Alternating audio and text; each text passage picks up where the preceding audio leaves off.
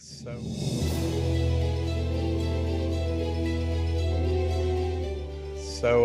It tastes better. you got some merch. Coffee just tastes better in these. Welcome to the monthly Ask the Wizards. We swapped out. I was tired of throwing away plastic bottles and paper cups. And so we swapped out all of the coffee cups in the tower for actual mugs. And we swapped out all of the plastic water bottles for Wizard Academy reusable water bottles branded. So now if you're here for class, you can use them for free the whole time that you're here, and then we'll wash them and turn around for the next class, or you can buy one and take it home with you. So It's pretty cool. There's nothing worse than like a half-filled cup of coffee left too long, and then it starts seeping through the paper. Yeah. But Zach, you got the Yeti. That's only for sale. We're gonna start putting those up. That thing's amazing. Dude, I love this thing so much because my biggest gripe with all these water bottles for years has been that the opening's too big. And they solved that with this zipper lid. But if you still want to be able to, so I refuse to buy the bottles that only have the narrow neck because I'm a clean freak and I can't clean them. And so this one, they solved it. Wide mouth reduction lid that I'm in love with this thing. So yeah, these will be. And man, it's no joke. I've had cold beverage in there. Came back the next day to my desk, and I was like, "Oh, Yeti works. No wonder they're so expensive." Oh yeah, yep. So basically, for the cost of a monthly Ask the Wizard subscription, you can have one of these branded water bottles. All right, so what we got some questions, yeah? Yep. Let me go ahead and share screen and get these up here. All right, first question, and this was specifically directed to Roy. Okay. Roy, you have long talked about the use of the gravity well as a way to develop long-term business and their trust. Chapter 32, Magic Words, you write in the margins, sales resistance is what happens when the customers ask to jump deeply into the well too quickly. I've had success with the process, but I have experienced this sales resistance on a more regular basis of late. I feel I've taken enough time to go through the right steps with the client, profiling, benchmarking, building the relationship, getting a measurement of success, uncovering the reveal with great creative, only to have them walk away when I ask for the business. I may be missing something, or maybe I'm just moving too fast. Here are my questions for you on this. I have thoughts. Now, yes. Now, hold on. Before initial thoughts, let's just pause here. I want to hear your initial thoughts because on the preceding three questions, Roy already layered his in. So I want to hear from you first. So my thought is, first, just because you feel like you spent enough time on something doesn't mean it's true. This is like, to put it bluntly, this is like foreplay, right? Like you may think that's been plenty, or I've really set the stage for a romantic evening. But if your spouse or partner doesn't think that way, then guess who's right? You can call it sales resistance. Yeah, sure. But no, it's just one of those fundamental things. Like if they're not ready or they're feeling a little, then you're moving too fast. And honestly, the good difference is it's easier to figure out where the resistance is coming from with a sales one, right? So if you've got multiple steps in an uncovery, you should be able to pick up where everything's fine and where all of a sudden you start getting pushback, right? And then you know where to kind of linger. But if you get to the end, you think you're done, and then they provide resistance, that in my experience means you haven't given them enough chances to interact with you in the journey, right? So every time you transition from one thing you're showing them to the next, you need to pause and say, are we on the same page? Do you get it, right? Do you want to take some time to think about this? Should we schedule a next meeting and move forward? Or do you want to keep going? I got that. I want to move on, right? Like, you have to ask them like a good counselor to provide you with feedback. But if you just like, you got it? Yeah. And they're like, yeah. And what they're really saying is like, how long is this going to take? And then at the end, they're like, I don't know. I need to think about it. Well, then you really didn't give them the time that they needed. You just thought you did. I think of the gravity well as a series of steps, but I never think of it as I'm pulling somebody down the stairs, right? It's you want to make the path obvious, right? You want to make it so that they can see what the next step is, but I never think of it as moving someone through it, right? It's just giving them the opportunity to see what the next step is and stepping into it. And so to me, I mean, on the face of it, I feel like that's where we're headed with this question from Shannon. Yeah, I'm curious to see what Roy answers the 3 questions with. And I have 2 thoughts on this briefly. And this goes back to, we've used this before in class, Desmond Morris and the 12 stages of intimacy. Yep. Mm-hmm. And one of the key findings, besides the fact that they are as a natural progression of a relationship, one of the key facts that we have to remember, if you ever feel like impatient, like this is taking too long, or this should be happening faster, or I don't want to waste my time, Desmond Morris found out that the longer you spend on each step of developing the relationship before you move to the next one, the overall stronger that relationship becomes. So what that means is long-term, years down the road, if you want clients that are going to be your clients for life, the longer you take during this stage, the better. If you rush it too quickly, this is where you end up with clients that only stick with you for a year, 2 years, and then drop you. So that was point 1.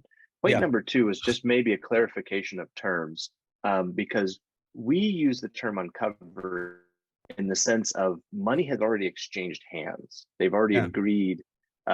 So maybe it's just a clarification of terms. The way we define an uncovery is something that somebody's already paid for.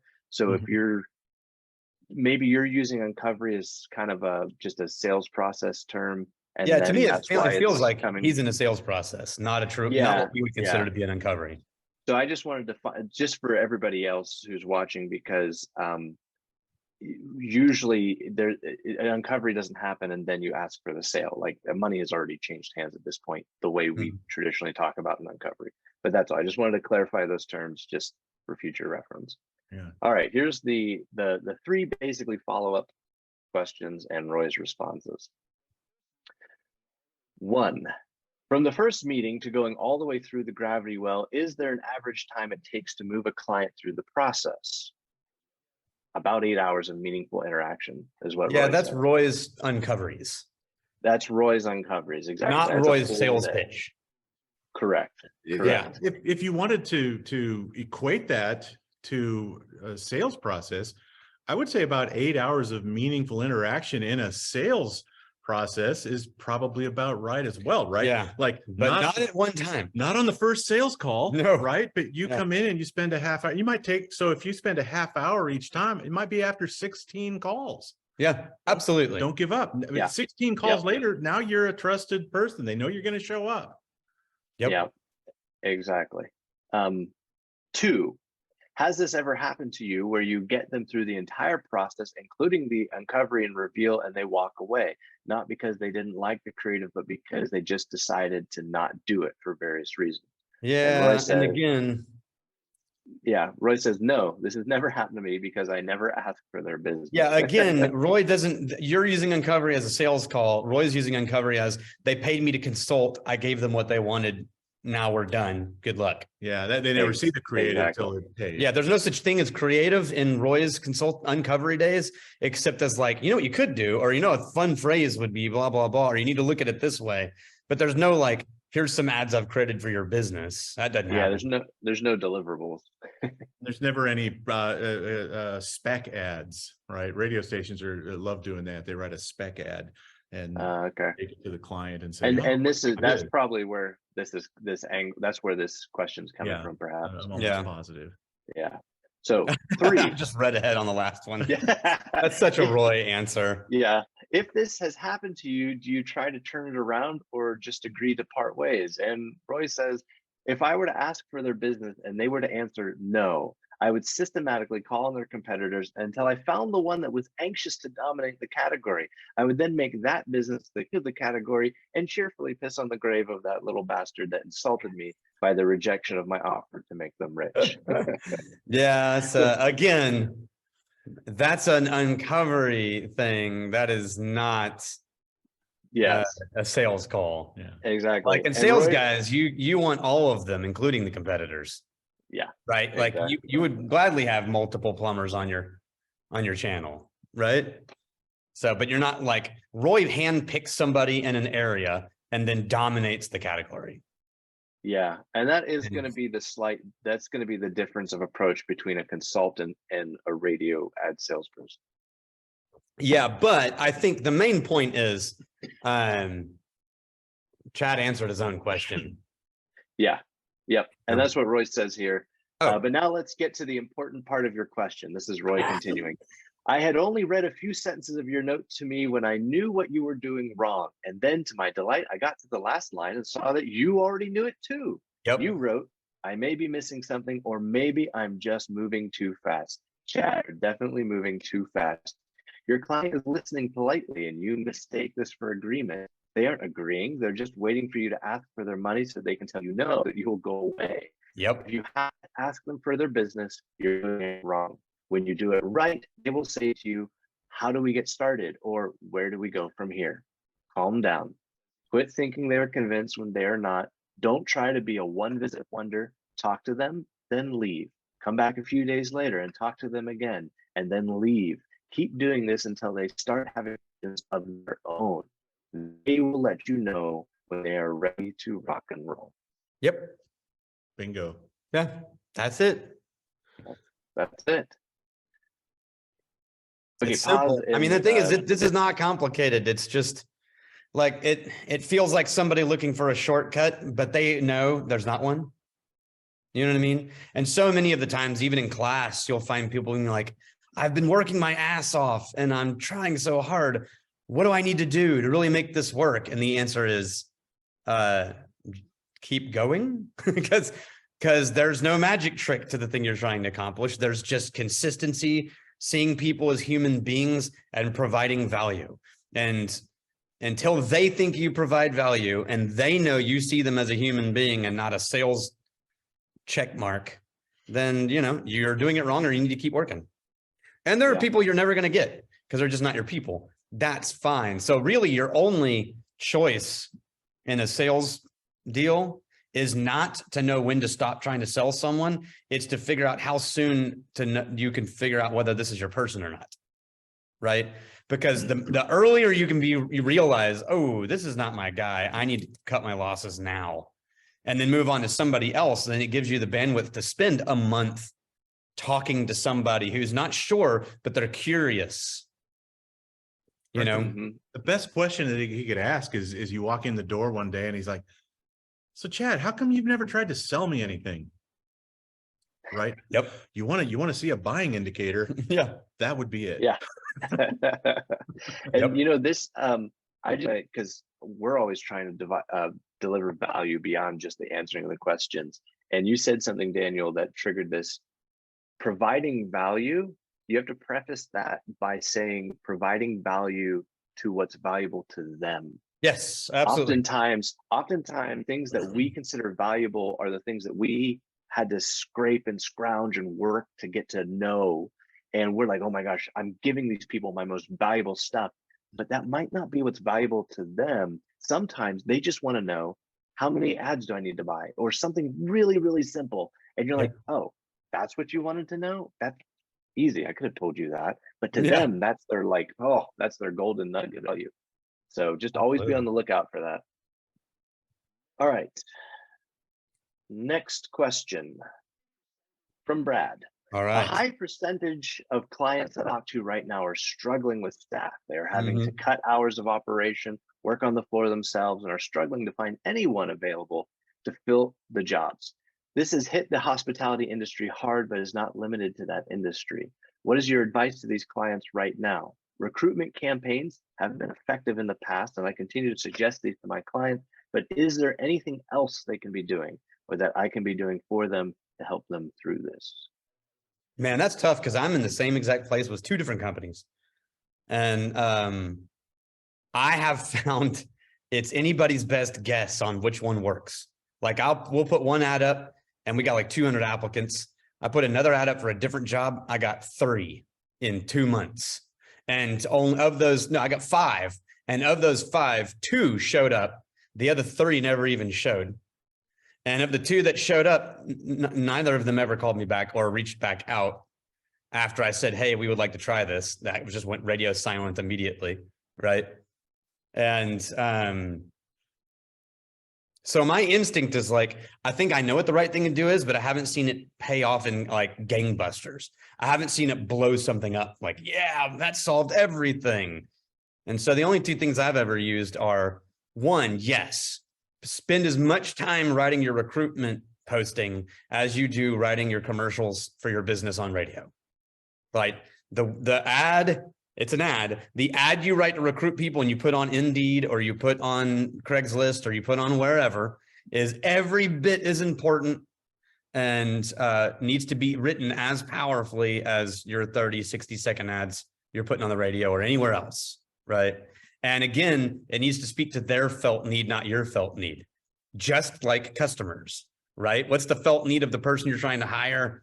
Who knows? Maybe it's stability. Maybe, you know what I mean? You got to figure that out. What is it that you know you can offer? Like, hey, we pay higher than all the other starting jobs out there, and we have a lot of flexibility. Or we pay pretty normal starting range, but you're guaranteed X amount of hours no matter what, right? Or you'll have a stable schedule every single week. You won't have to guess, or like anything that speaks to their felt need on recruitment ads. And then the other thing is just make sure you're treating your existing staff the way that they deserve to be treated for having stuck around and having your back, because they do have friends. Yeah. And they will talk to those friends and they will bleed for you and they will share with other friends like, man, you should work here because my God, you know what I mean? That was where I went first. Yeah. Like, so existing clients, make sure you have a kick-ass place to work.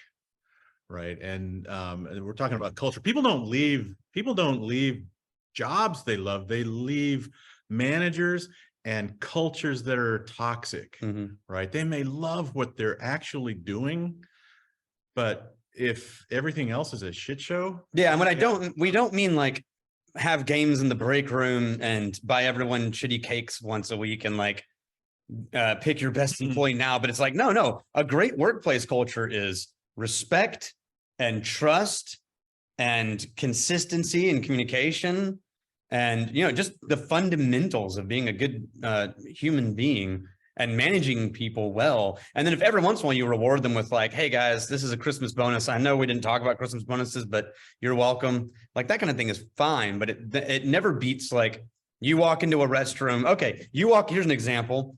In our place over here at Rosa County, I walk into a restroom and it's dirty, right? And my first reaction is to go biting the head off of everybody in the Welcome Center, sending a group email to all of the Welcome Center staff, explaining how this is unacceptable. And if I find out whoever's not cleaning these, you know, that kind of bullshit, then that's toxic work culture, right? But if instead I do what I did last week and go in and say like, hey, I know that you guys are typically on this. I just went in there and it definitely needs to be cleaned. So I cleaned it.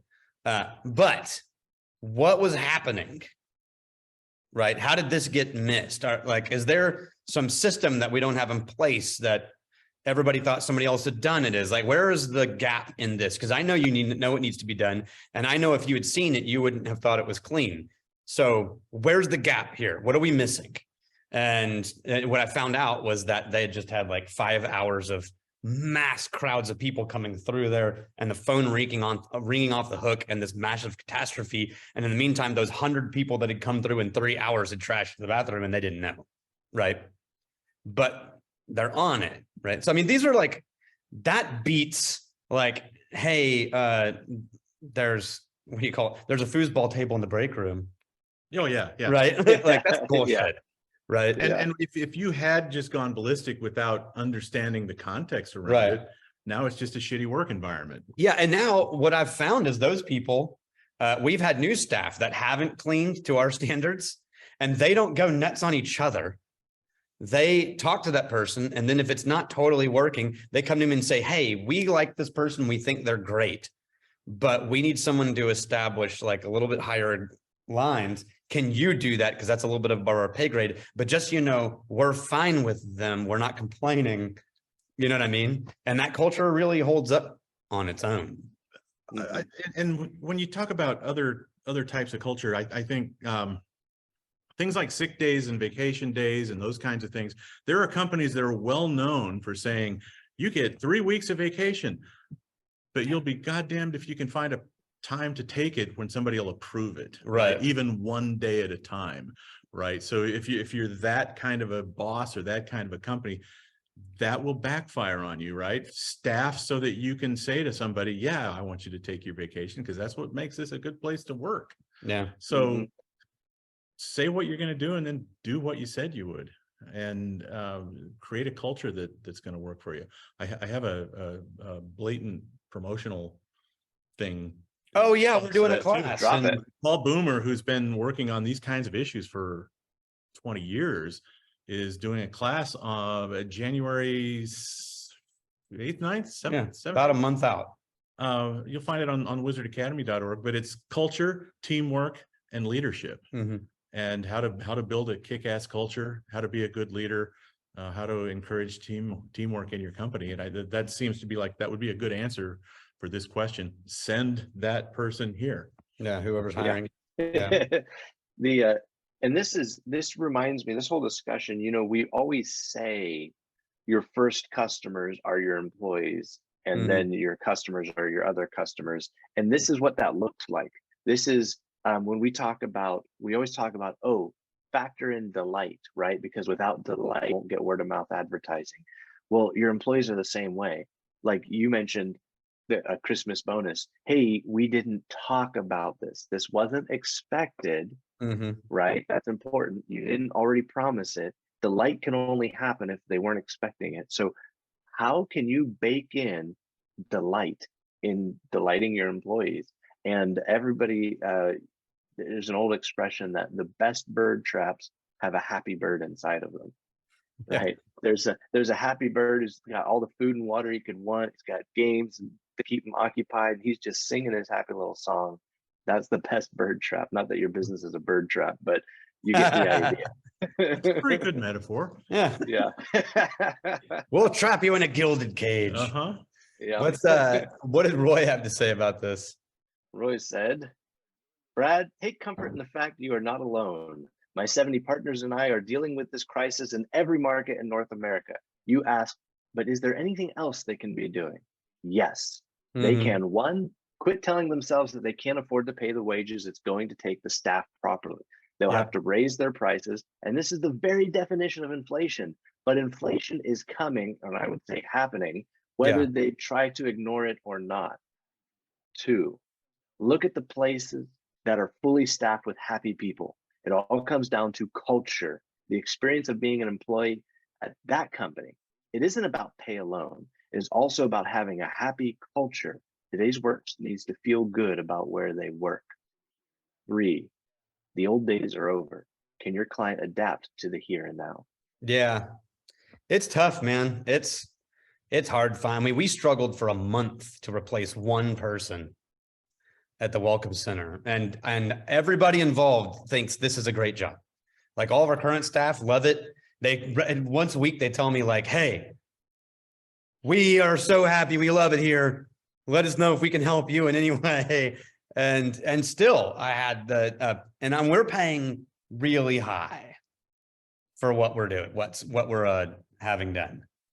Still almost impossible to get somebody. So that's just the new water we're swimming in right now for who knows how long. It's a employees market right now. Yeah. And to be fair, this problem is not going away anytime soon. And I'm talking decades, because there's just far less humans born in the preceding 2 generations after the baby boomers, who are all retiring right now. Yep. So there's less, all those jobs, there's literally not enough people alive to fill the vacancies that the boomers are retiring out of. So that's just it. Yeah, well, I mean, people talk about when are we going to get to a new normal? So we're there. Normal is whatever it is today. Yeah, it's now. Right? Now is normal. Yeah. All right. What's next? Next question. Riley. From Riley. When you are developing an annual plan with a client, how often to adjust creative for seasons or holidays? Or do you at all? If you do, how true do you stay to the structure of the brand creative? Thanks, Riley. I mean, okay, so I'm going to answer the second one first. Always. stay 100% true to the structure of the band creative, no matter what the season is, and no matter what you're talking about. That is not flexible, right? The style guide and the way that things are delivered and the personality you're communicating, it has to be not impacted by seasons. But human beings go through seasons. I mean, look at a sitcom. Right? Sitcoms have Christmas episodes. It doesn't mean that all the characters stop being who they are, right? It just means that they're going through Christmas now, or now it's, so I would say you absolutely need to change seasonally. And I can't remember the math that Roy had on like how many ads a year and how frequency of ad change. But I would say that you need to equate into that ad change at least the major seasons for your business. So like maybe Valentine's Day is not a big deal to you, so you don't have to worry about that one, but maybe your jewelry and it is, right? But if it's Christmas, that's called everyone, so get on board, right? Like even plumbers, I would think would be running Christmas. I would think it'd be hilarious to have a plumber who was like, how much do you use your toilets? How much do your toilets get used during Thanksgiving? Yeah. and then someone in the background going, oh, stuffing. Right. And then someone else yelling, lactose intolerant. Right. Like Meg Ryan in French Kiss. Yeah. Yeah. Who changed Uncle Bob's medications? Yeah. No. You're like, and hey, we're here to prep your house for the revival of everyone you've ever known. That would be amazing, right? So 100%, but that culture only works if that sense of humor is who the plumbers were the rest of the year.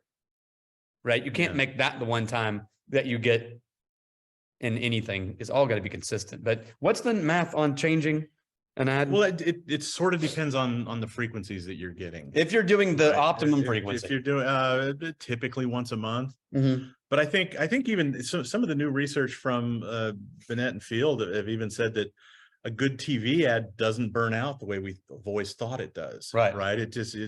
And I think about you can think about some TV ads that were running when you were a kid that are still going, like the Tootsie Pop ad. How many licks does it take? Like that was running when I was a kid. Yeah, now not the exact same commercial. It is, but like it's almost the same. They changed some of the beats and they changed some of the licks, but they revived. It's the same. I looked that one up one time and it vanished. And then some new marketing agency was like, you know what we should do? And they just straight up brought the old campaign back. I mean, we love looking at old commercials, right? That's because they're still, if it was good 20 years ago, it's still a good commercial. Yeah. And their point was that they just don't burn out the way clients think they do and the way probably media professionals think they do. We get tired of hearing them long before the consumer does. Think of how tired James Taylor is of playing Fire and Rain, right? That's a business owner with their own ads. Yeah. But the thing is, when you go to a James Taylor concert, if he didn't play Fire and Rain, you're going to be bummed. Yeah. Right. Yeah, exactly. Or if you go to U2 and they don't play Where the Streets Have No Name, that's it. They might burn down that stadium. Right. Like that's got to be done. And so remember, you're the artist. You're going to get tired of your album and your songs way before everybody else is. So, but still, I think once a month is fair. Yeah, I think so. And TV a little less often, radio maybe a little more. Is sort of, and part of that has to do with it. TV ads are just so much more expensive to produce that, get 8 or 10 good ones for the year and call it done. Now, I will say that when you talk about the brand structure, is that what Riley called it? Make sure that when you create the brand structure at the beginning of the campaign, you don't tighten the handcuffs so tightly that they don't allow you to They can't acknowledge it's Christmas. Right. Like, oh, we have to stay within this tight structure and we can't break from that to say Christmas. Then you've got a bad strategy. You've got a strategy that doesn't allow you to do that. So just make sure you think about that as you create the structure. Think about holidays in advance. And when you create that structure and you create the brand codes and what we call the brandable chunks, that'll all work out because you've already thought about it. Yeah. The worst thing is to have this constrictive structure and then head into a holiday and go, oh crap, we didn't think about how we would anything we release is going to be off brand. Yeah. Yeah. So. Yeah. All right. Roy says, Riley, yes, my ads are always in step with the seasons and the holidays because those things are part of what my customers experience. Good ads are always about the customer. Riley, I may have understood your meaning when you asked if they true to the structure of brand creative. That question alarmed me a little. Me too. In my mind, structure communicates the idea of a template into which one merely fills in the blanks. I never work with a structure or a template. Signature phrase or brandable chunks can go anywhere in an ad. There is no structure. What matters is A, the personality of the brand, and B, the narrative arc. How does this ad fit into the ongoing story that is the ad campaign? You are writing episodes of a TV show that exists in the mind of your listener. What happens in this episode? Yeah, I love that. That's exactly what I said at the beginning. It's a show, man. What's your Christmas episode? Yeah, exactly. Yeah, I love it. And I agree. I'm hoping that Riley was thinking of that. She just used a word that she meant to be this, like style guide. Right. And not true structure. So well, if she did mean it the other way, then she just got a master class on. Yeah, don't do that. Yeah. Yeah. Glenn. All right. Glenn, do you think the shine is coming off of digital? With all the layoffs that are in Meta, is this an opportunity for radio to promote its stability and its branding power? Now more than ever, is it time to promote the balancing act between branding and sales action? I mean, so to answer your question, it's always time to promote a balancing act between branding and sales activation. Now is not any different than last week, last month, last year. That has always been true, even before there was digital. Even before there was the internet, it was really important to differentiate between those two things and always have a balancing act of those two things. Digital changed one of them, but not both of them as dramatically. It did change both, but it changed sales activation more than it changed big branding. And look, yeah, Twitter may be a shit show right now, but it doesn't mean digital marketing is over. Like, well, I guess we rode that wave. Like, that's not a thing. So yeah, you should always be talking about what radio or mass media does that digital doesn't, but not in a way that's like digital is bullshit and they don't understand real. It's like, no, it absolutely has value when done well. And it still has value when done well. And it will continue to have value when done well for the foreseeable future, probably for all time now. It might change color and shape and websites, but it's not going to go away. And in the meantime, you should be talking about balancing all of those things like a normal human being. And I think the term digital, think of it as a tactic, not a strategy, right? Digital, just by itself, it's hard to accomplish the same kinds of things that you can with mass media, but it is valuable. And if you do an all radio or an all TV campaign and you don't think about digital, you're also missing the boat there. So they're two different things. And I think the shine has come off of people believing that digital can do everything that mass media has done. Which was a lie. It was a lie to start with, still a lie. But it was a lie promoted very loudly and believed by a lot of business owners who were looking for a shortcut. The people who believed I could do everything I need with digital, screw this mass media, were the people who wanted that and needed that to be true. Either because they thought radio had failed them and they wanted to stick it to them. See, we don't need you anymore. We got digital. Or because they wanted a shortcut and they didn't like doing the hard work of mass media and the big money spent in mass media. And they're like, see, I don't need you because I found a cheaper option. There's all these reasons why people believed what the digital monkeys were telling them, which is you don't need that now. You got us, right? But none of the people who knew what they were doing thought that ever. And now the general population is catching up and going like, hang on a second. This isn't a magic bullet. It's valuable, but it's not a magic bullet, right? This is in my brain, and I think I've said this before, this is like Kindle, digital books, right? When they first came out, there was a whole world that was like, paper is dead forever, right? Within 3 years, there will be no paper books and every bookstore in the world will close, except used bookstores, right? Barnes & Noble, gone forever, right? And then when Borders went out of business because they they were a shitty version of Barnes and Noble. Everyone was like, see, it's happening. And they all got really frantic about it. But the whole time, all I kept saying is like, no, digital only solves certain problems. It doesn't solve all problems. It solved the problem of like, I read really fast and I'm going on a plane and I don't want to carry 5 books. Yeah. Right. Okay, I'll bring a Kindle. Or it solves like, I want to read this book, but I don't want to own it forever because it's just candy and it's kind of fun, but like I'm just going to return it later. So I'll just download it instead. Yeah, but you're still going to buy the books that matter to you in real life and hand them to people. And if you're a reader, right? I'm talking about if you're readers and you like books, right? So sure enough, guess what's still here? Bookstores. Yeah. Still going gangbusters. Changed their model, but still going but doing fine, right? Guess what's also still here?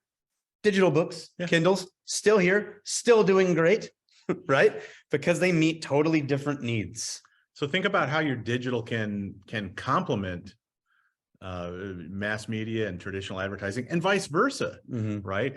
How do we use radio to complement our digital if that's doable? And I think it is. I think there are, we're not going to get into that right now, but there are definitely ways to make sure that they're working hand in hand.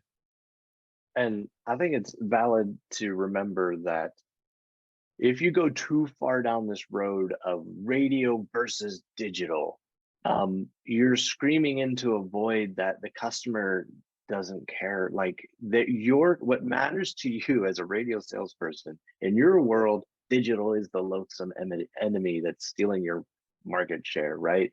But to the customer, it's just marketing. That's like to a homeowner, like the plumber saying, "Oh, screw those electrician guys. You don't need them. They're all fancy with their wires. Plumbing is where it's at." And the homeowner's going like, "I would like both, please. Like, yeah. I would like a complete house." And so just remember too, to like what matters to you. Probably this conversation might not matter to the consumer at all, or in the same way at minimum, or in the same way. Yeah. Now, Zuckerberg and Elon Musk, you want my opinion on that? Oh, Lord. No, we don't have enough. No, we don't. No. Nobody wants my Okay, Roy said, do you think the shine is coming off of digital? Yes, a little. Yeah. And then with all the layoffs about Twitter and Meta, it's an opportunity for radio to promote its stability and its branding power. And Roy said, no, stability is the answer to a question that no one is asking. Yep. Now more than ever, is it time to promote the balancing act between branding and sales activation?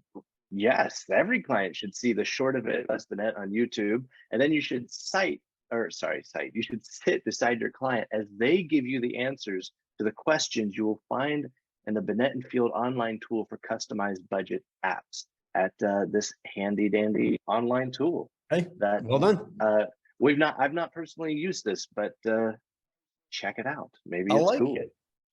Yeah. Well, cool. Awesome. So that's it. That was the end of our questions. All right. Well, thanks, guys. Happy Christmas. And, or what is it I saw a post of? Happy whatever doesn't offend you.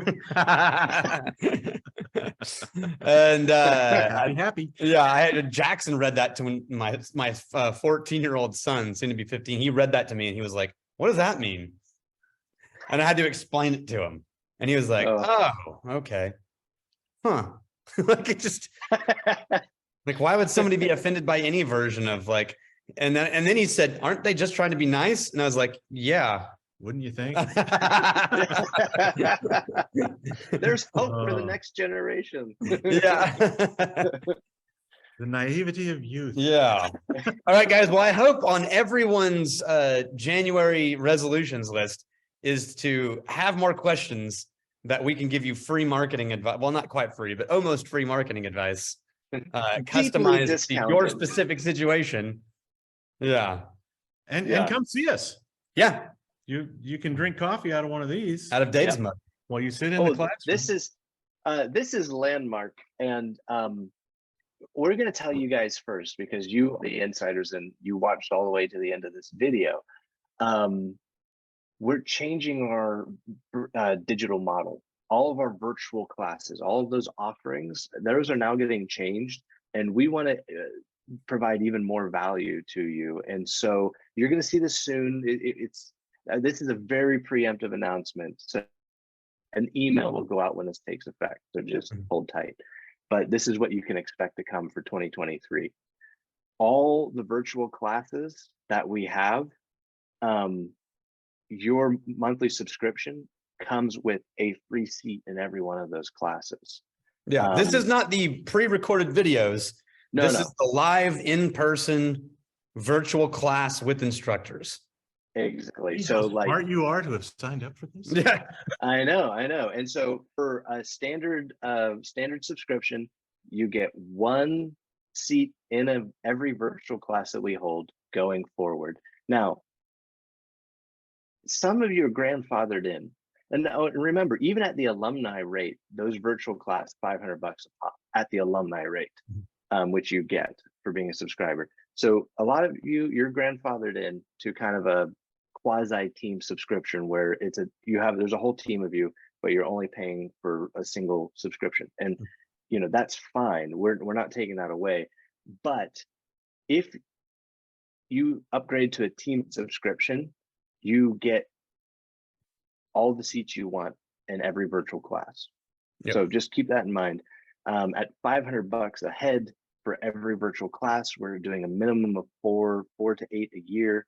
That adds up quick. So just food for thought, but just wanted to give you an inside scoop on that first. Yeah, that's a cool one. It's a great deal. All right, guys, we'll have a good end of December. Cheers to you. Cheers.